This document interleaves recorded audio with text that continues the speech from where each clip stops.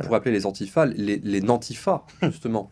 Les nantis, ouais, il est pour Lucien Rabouillot aujourd'hui, il est inspiré. Très joli. Ce sont souvent effectivement les fils de fonctionnaires qui ont, Jérôme Sainte-Marie d'ailleurs avait fait plusieurs analyses là-dessus, qui ont en fait tous les interdits moraux de la gauche mitterrandienne. Ce ne sont pas des gens qui ont un logiciel intellectuel comme pouvait l'avoir Jérôme Sainte-Marie pendant son adolescence, marxiste, avec une pensée positive, Georges un Marchais. idéal de vie. Ce sont des gens qui en fait ont radicalisé les espèces d'interdits moraux, vous savez, de la gauche des années 80, et qui en ont fait un outil de violence. Et là où effectivement... De légitimation. Et de légitimation de la violence. Là où les années 80, c'était Baba Cool, le concert des potes, les gentils, etc.